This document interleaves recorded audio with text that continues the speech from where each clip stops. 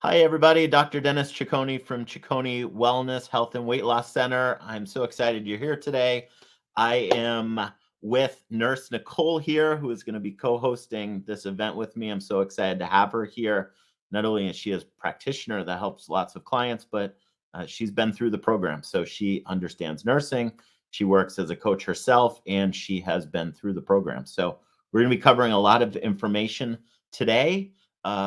This topic is really exciting to me because as a practitioner over 17 years working in functional medicine and the holistic wellness space, I would say 90% of the clients that come to see me are dealing with some sort of hormone issue or weight loss is one of their goals. Would you say that that's true with you as well, Nicole?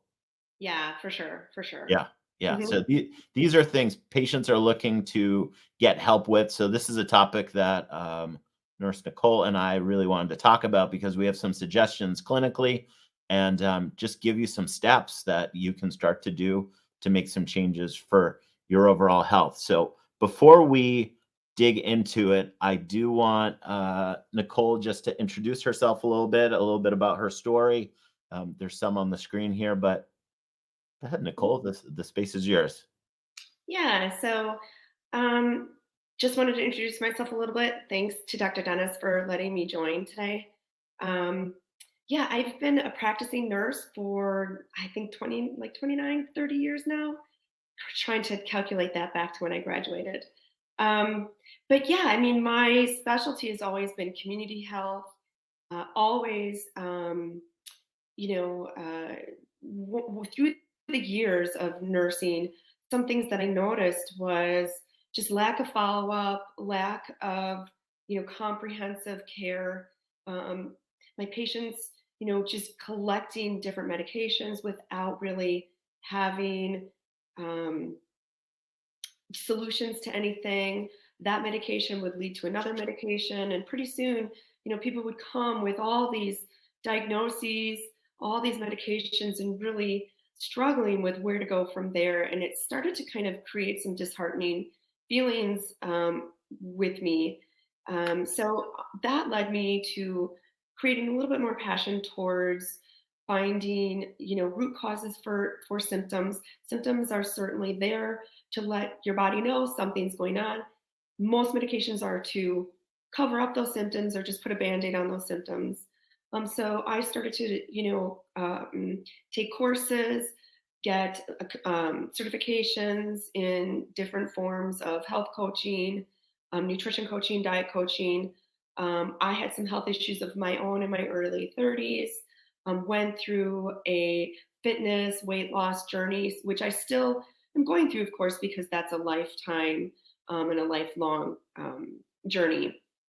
Um, Once I entered late 40s, I had quite a bit of changes in fatigue, chronic fatigue, um, and some other changes. And I was trying to get to the bottom of that myself with my knowledge, and I just needed a little bit more help. Found Dr. Dennis, and I went through his program. As a practitioner, I saw a lot of my own clients that I coach, diet coaching, nutrition and wellness coaching, see functional medicine practitioners.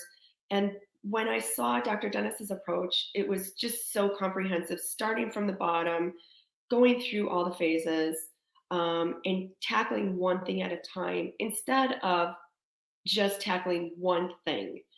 We went through each phase, and um, I feel so much better after tackling this program, going through each phase with him, and learning more from Dr. Dennis as well in the process. So I'm hoping that we can share some knowledge with you guys today together. Awesome. And one of the things I love working with Nicole is she is just so passionate about not only other people's health, but her own health. So when she contacted me, she, like she said, had already been working on this, but was so committed to get well. And really, that's what I'm looking for when I'm working with a client is somebody that's committed to getting well. Because when you're working with lifestyle medicine, whether you're working with somebody like Nicole or myself, like you need to make changes and you need to be committed, and it's difficult to make lifestyle changes, but the results are actually real.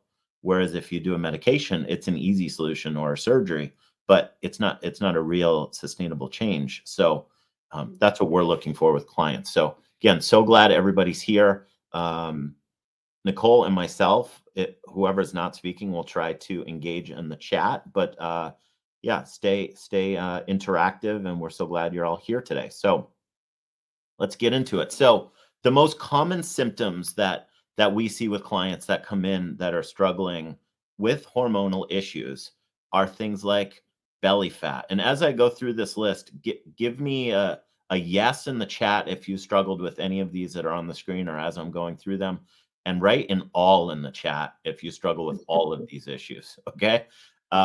Things like belly fat, trouble falling asleep, staying asleep, or waking rested, brain fog, depression, anxiety, hot flashes, lack of sex drive, lack of focus or motivation. These are the biggest things that clients come to me with, and they're looking for solutions, as well as Nicole when her clients reach out. Just so everybody knows, at the end of the presentation, I'm going to offer at no cost a 45-minute visit with me so that we can go through these issues. So I see a lot of you writing all in the chat. Let's just sit down, and obviously I can address all of these concerns while we're going through the webinar. I'm going to give you some real good tips as we go through, as well as Nicola's as well.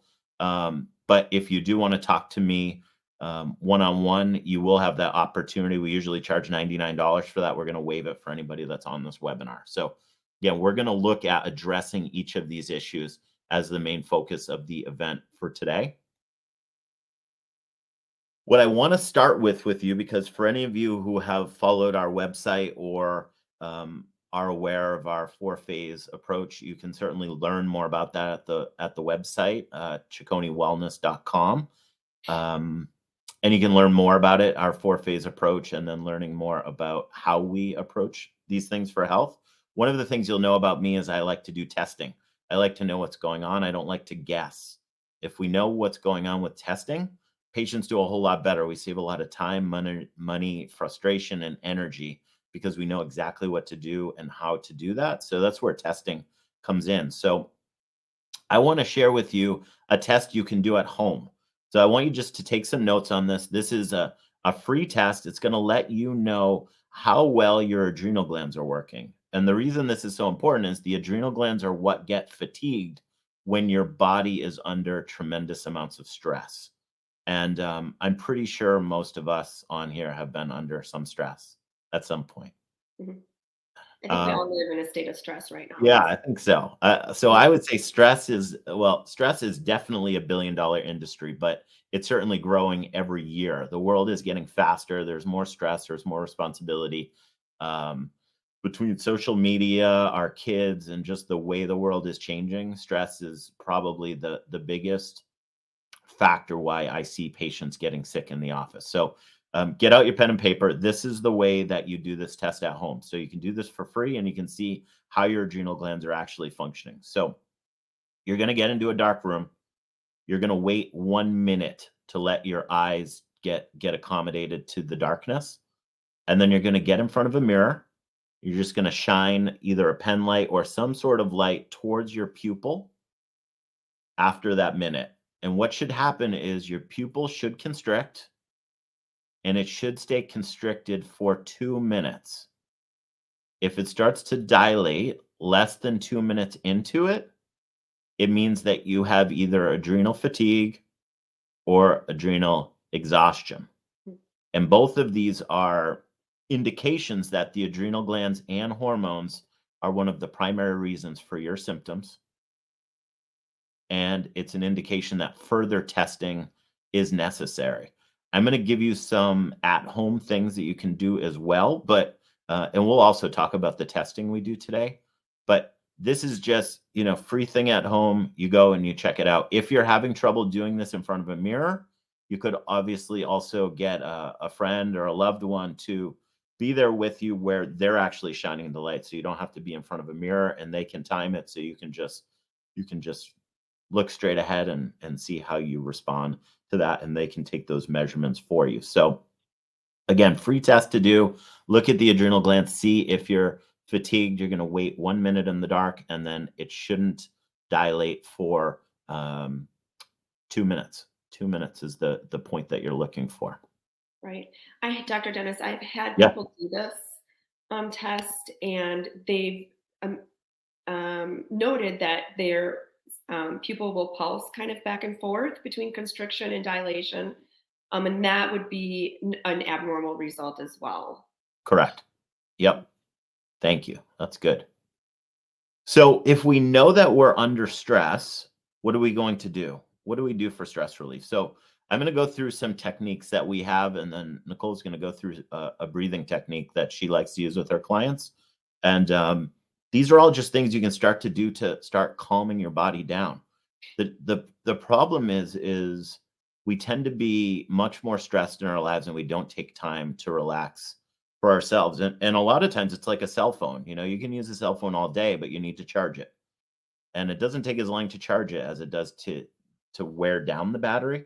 Same thing with stress. The problem is we don't put much time in at all when it comes to stress relief. So when we look at things like this, everybody that's interacting in the chat, why don't you write what you do for stress relief as I'm going through this?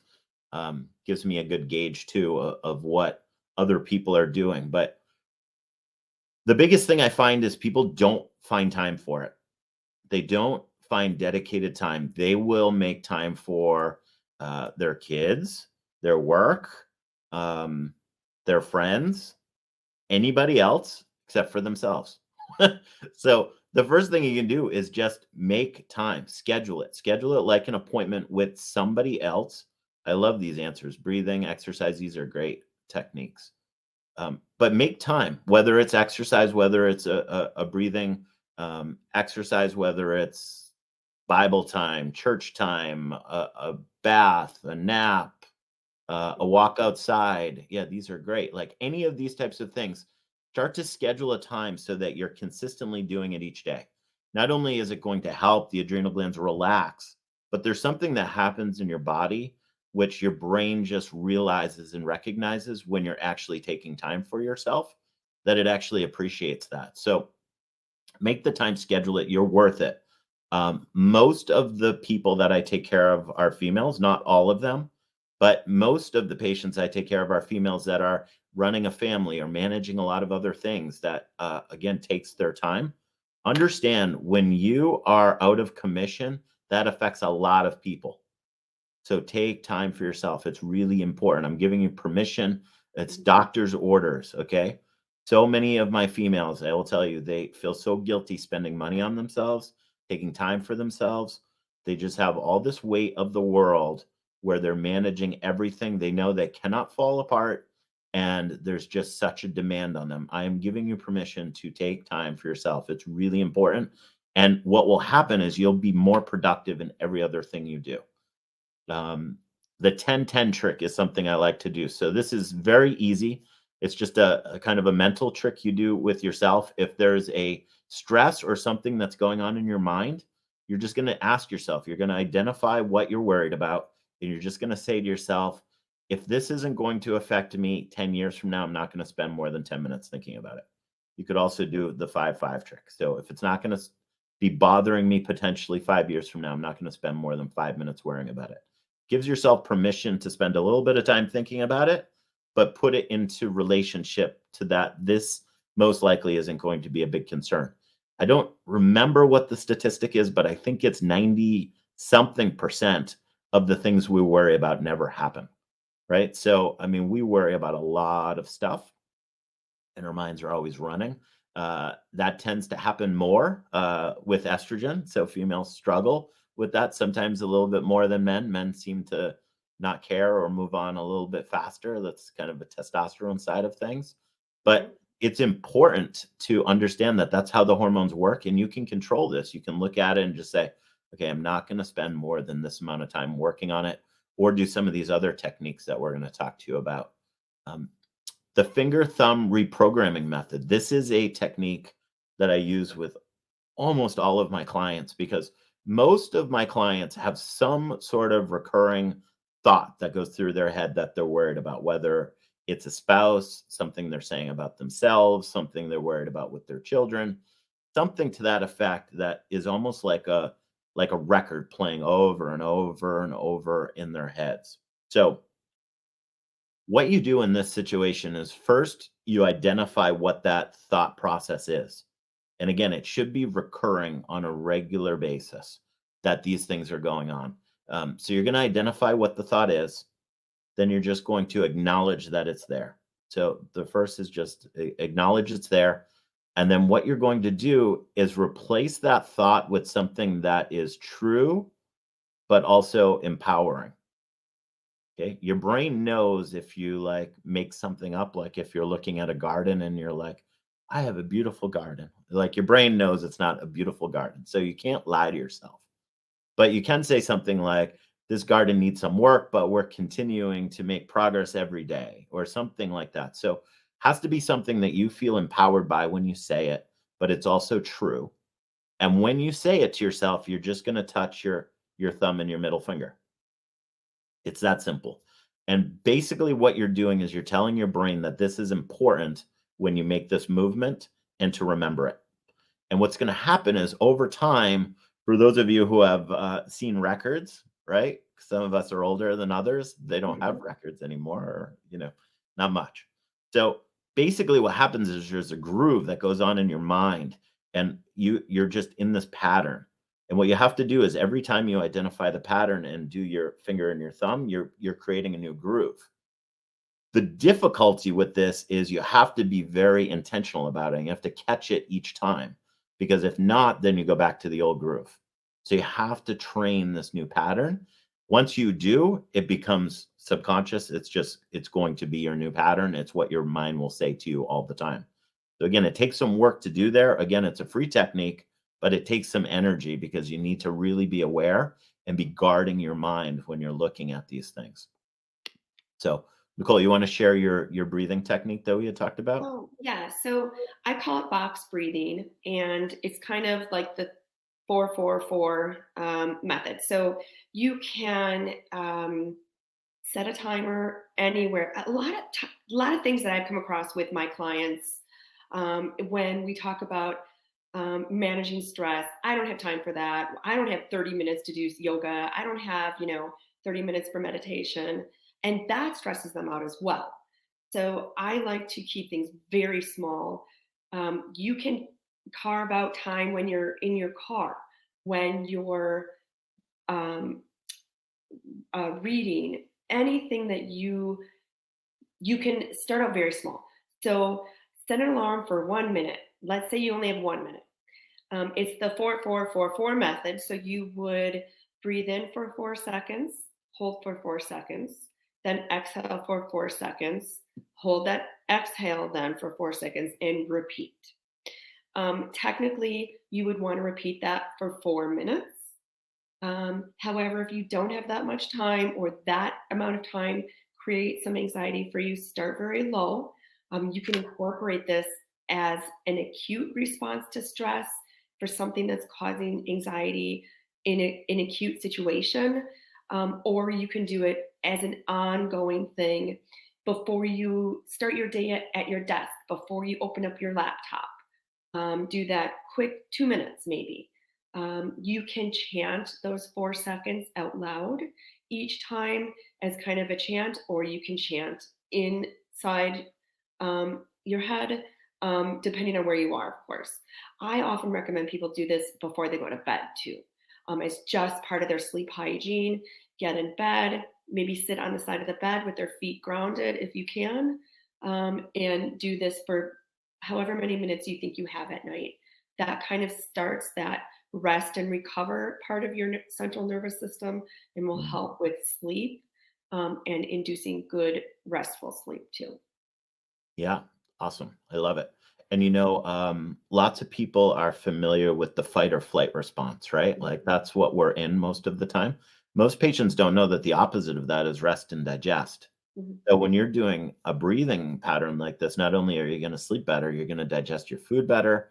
You're going to deal with everything a whole lot better because now your body's in a relaxed state, and we always make better decisions and respond better when we're in a relaxed state. I heard somebody say this once, and I thought about it while you were talking about breathing.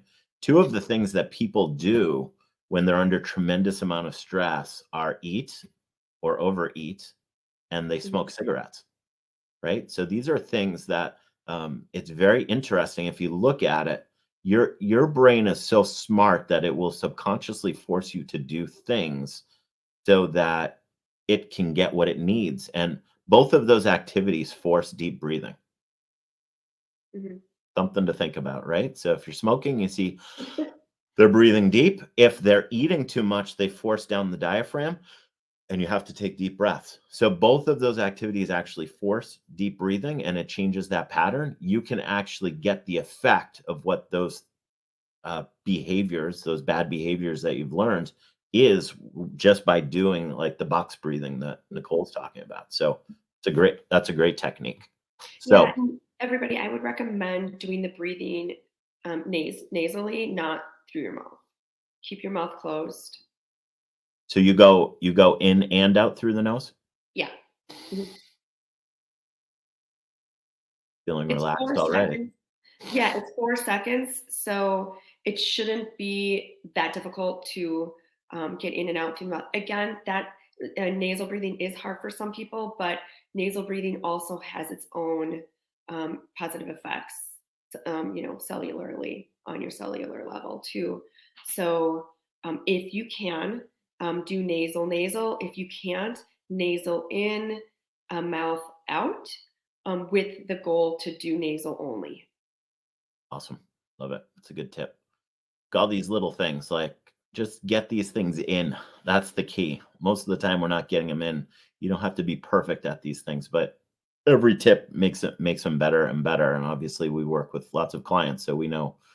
we know what works. We've tried these things with lots of different clients. So, and we'll Yeah. talk about getting tested later. Right. And Well, just like anything, practice is what helps you progress.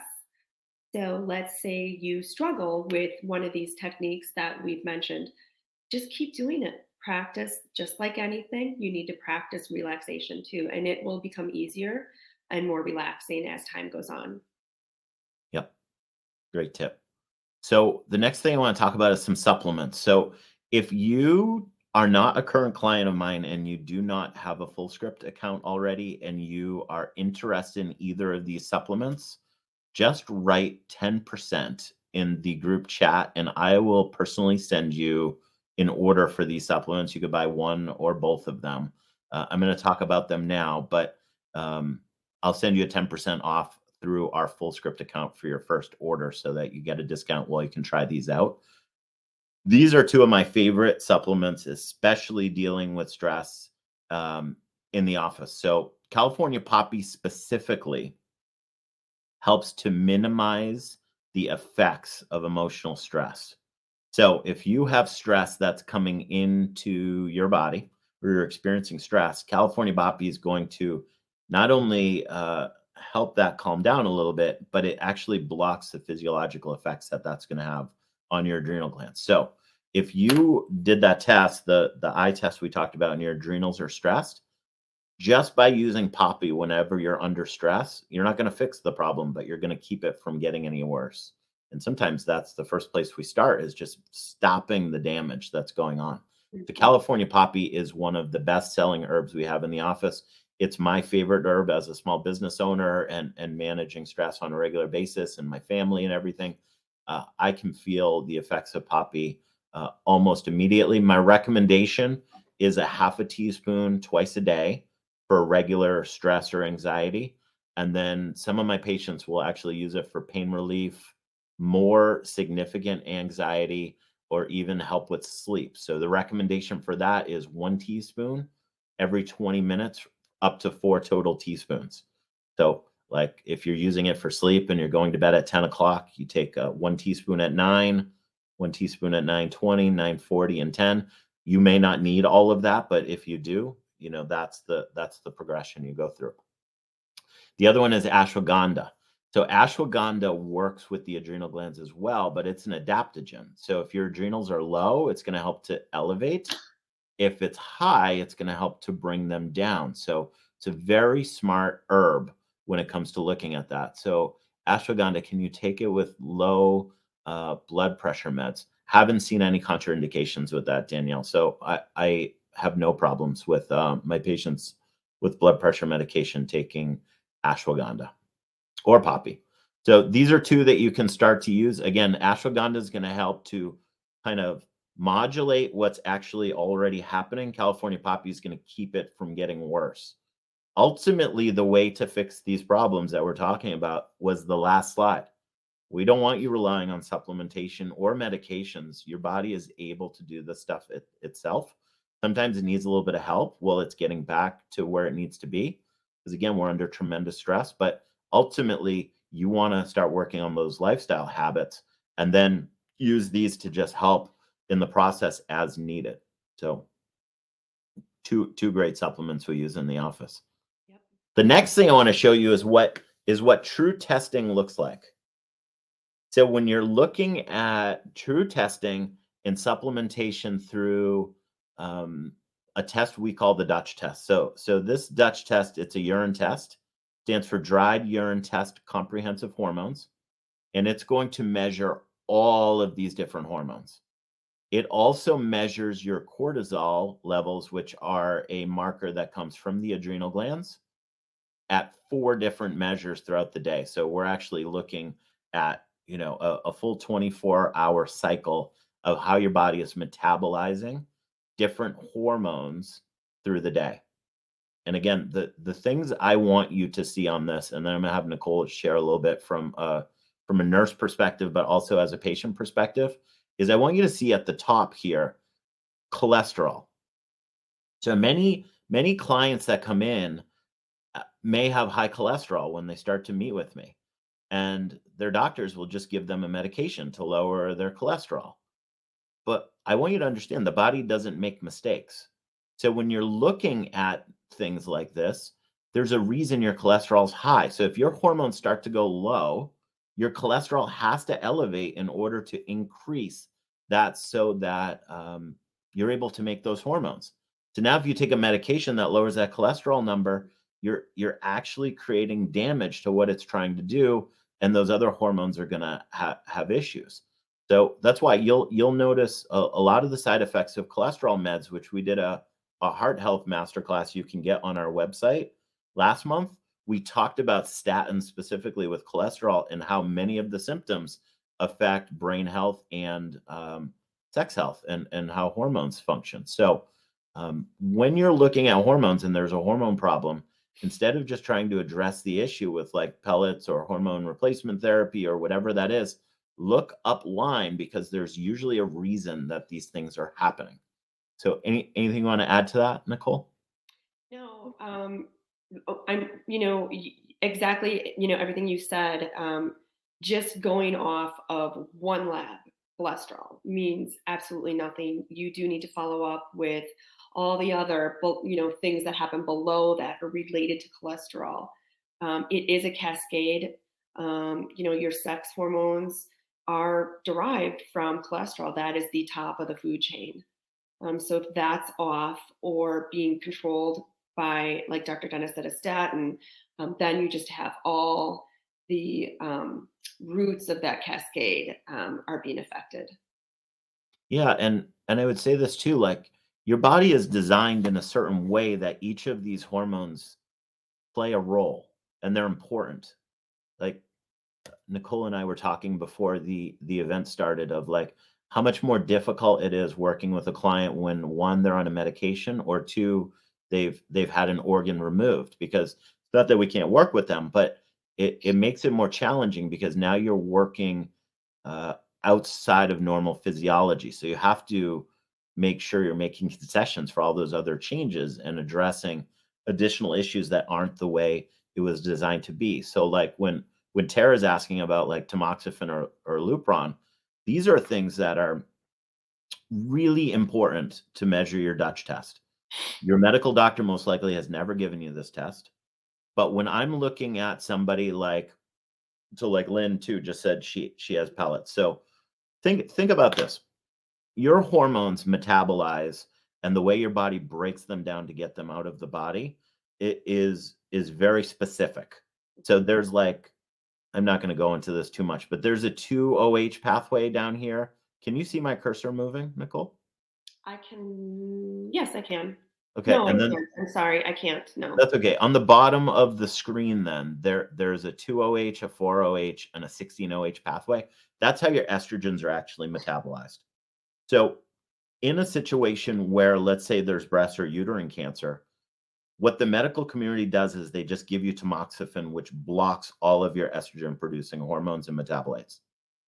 Now, that's beneficial in one sense because it decreases your estrogen so that it's not going to create more cancer.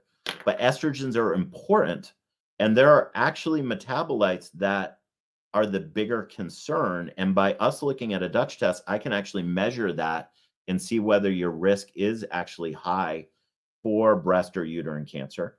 And I can help you make sure that those numbers are actually modulated in a way so that your risk is low and it's not a concern, instead of just trying to block all of your estrogens, which is not the ultimate goal. Same thing Mhm. with like Lupron. We see this with prostate cancer patients. On the flip side, when you look at something like pellets, if you're taking in pellets like estrogen, progesterone, or testosterone, it's a huge flow from the top.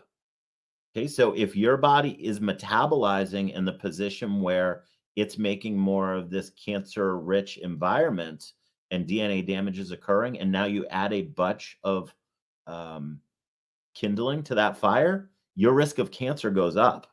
So any patient that I ever talk to that is on hormone replacement therapy, one, the goal is to try to come off of it if there's a way to do it naturally.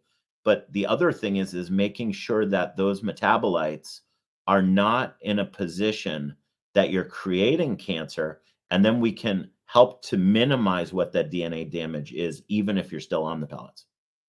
So hopefully that made sense. But that's where the test comes in so handy, because you can actually measure these and then work on them and then retest them 3 or 6 months later once they're modulated and they're where they want to be. Tara, make sure you schedule with me and we'll talk through this, because I know there's some things we can talk through as well.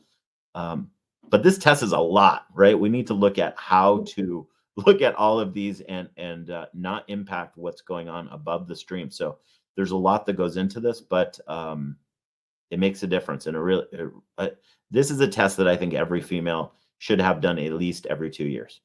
Every I agree. female in the world. Yeah, I agree. I think the Dutch test, right now, there might be something in the future, but the Dutch test is, it's really cool.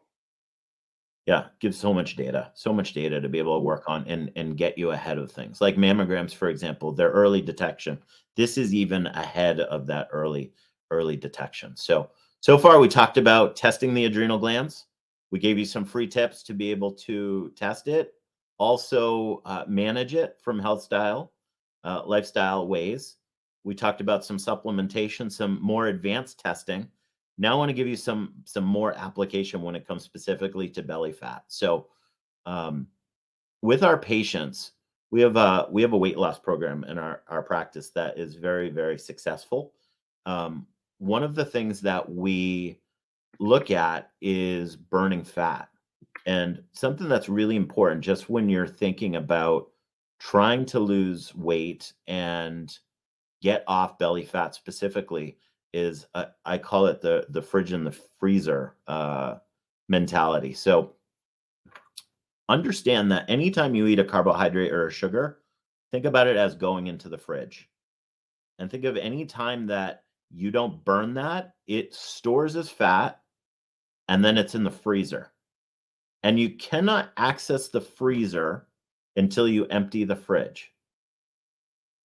So the reason that's so important is because if you are, and this is why like um, keto diets and intermittent fasting are very effective with patients, is they are emptying out the fridge so that they can access the freezer and they're learning how to burn that fat. So what I want you to do is I want you to think about in terms of what you're eating and how you're eating. If you're really struggling with belly fat and you know your adrenal glands are an issue, think about going longer periods of time where you're not accessing those carbohydrates or sugars so that you can access that freezer more. Now, a rule, and Nicole and I talked about this too, we think that it is not very helpful for females to do long term fasting. I'm a big believer in men doing a 72-hour water fast every 3 months. It's really helpful with building testosterone. What I find with females is the longer fast that you do, the more it affects the adrenal glands and it affects hormones as well. So when I'm looking at most of my female patients, we will do a 16-8, meaning like you're going to have an 8-hour eating window. That's a general rule. Um, Safe bet. If you want to go a little bit longer, you can still eat, but have proteins or fats at those meals so that you're not having in those carbs or sugars. That makes it a little bit longer, and you're also accessing the freezer. The longest I recommend a female ever go is 1 meal a day. So that would be skipping 2 meals and then even shortening that window to like a 4-hour window. But again, I think staying in that 8-hour window is ideal. But that's just an idea when we're talking about the fridge or the freezer. The other thing is when we talk about intermittent fasting, it's really important to look at how you're breaking your fast. So when you're under tremendous amounts of stress, cortisol level is up. And we know from the commercials and what we've learned, this stores belly fat. So if you are on a, let's say, a 16-8 hour fast, and let's say you haven't eaten since 6 o'clock the night before, it's 10 in the morning, and you're about to break your fast, take a minute and just ask yourself, am I under a high amount of stress right now? And maybe take 4 minutes if you are and do the box breathing that Nicole talked about. What you want to do is you want to have that cortisol level start to drop before you introduce in that food so that now you're not storing belly fat. So these are just some quick tips that can help you as you start to navigate this and continue to put these things in practice with the tips we had talked about. Anything you want to add on either of those, Nicole? No, no, we talked about this before, and I agree. Awesome. Mhm. So this is our last slide. Thank you everybody for being here. Couple things, action steps you can take. Obviously, there's a lot of free stuff we gave you. Take that stuff, put it in place. I will go through the chat once we're done, and I will send individualized orders for the ashwagandha and California poppy for anybody that wrote 10%. If you didn't write it earlier, write it now. I will send you a script from our office. You can also go to our website and create a full script account for any products you want. You just wouldn't get the 10% discount on that first order unless you write 10% in the chat. You will see you can schedule a 45-minute new patient visit. I'm going to put that offer up right now.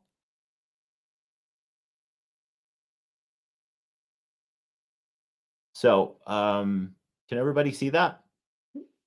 Okay. I can do it. Yeah. Awesome. So schedule for the 45-minute visit with me. Again, usually it's $99. We're doing it at no cost for everybody that's on tonight. There is an application that you'll fill out when you go to scheduling. It's like 9 or 10 questions, just getting to know you a little bit so that I'm prepared for that visit and we get the most out of it. And we can talk about any health issues you want. I would encourage you to check out the website too before we meet, and you just know a little bit more about the practice and what we're doing, and we can come up with some action steps and some testing to do there. And then anybody that does sign up for the program tonight, not only do you get the 99 for free, if you do decide to go through our 4-phase program like Nicole was speaking about, you will get a $400 credit towards testing, which basically covers at least one of your tests through the program. And that's just a help and a thank you for being here tonight. So anything else you want to share, Nicole, before we let them go, just about the program and maybe how specifically it has helped you and maybe where you were struggling and where it Yeah, helped for sure. I mean, set so some blocks? yeah, so my symptoms were incredible, like all the ones that he had. I'm fairly active physically, a quite a rigorous, formal exercise routine. So I didn't have the belly fat, but I had everything else and severe, um, like the joke was that I was, a zombie because I could not get off the couch. Low libido, very low energy, no, motivation, no drive. We started with the gut healing, went and moved on from there. Each portion had a step. Each portion had testing. There was no shooting, darts at, a map and seeing where, we should begin. Everything was focused on lab results. What those lab results showed was where, Dr. Dennis ended up, going with me. Each step of the way was um, guided by the lab results that we did together. I am no longer spending my days on the couch. Um, what he said before was there's a cascade of things that happen when, the primary caregiver is having a problem. My kids would just be like free range, going to the neighbor's house, picking stuff out of the fridge, eating whatever they wanted. And that's because I was on the couch sleeping. I was doing my best, trying to stay aware of what they were doing, but it wasn't working. So now I'm no longer on the couch and I'm a parent again. Really awesome. I love Really. hearing that story, and Mm. most of the stories are like that. If you put in the work, you see some great results going forward with this, and we live in a culture where we're not really trained to take care of ourselves and put ourselves first. We do everything for everybody else. So, um, so excited you are all here. I look forward to speaking to you in the chat, and I'll tell you this too in closing is, Nicole's really smart and she's very passionate, as you know. She was struggling doing this on her own, right? And Yeah. I struggle on stuff like this. I have coaches that help me go through this stuff. So it's not easy. And your medical doctor is not going to learn this in a day. Like, it takes us years to learn this stuff. Just like if I tried to do a weekend course on surgery, like, yeah, maybe I could get through it, but I'm not going to be as good as a surgeon that does it every day. So let us do the stuff we do. Let them do the stuff they work, which is crisis care, and they are phenomenal at it. They are not good at focusing on getting to the root cause and working on things holistically.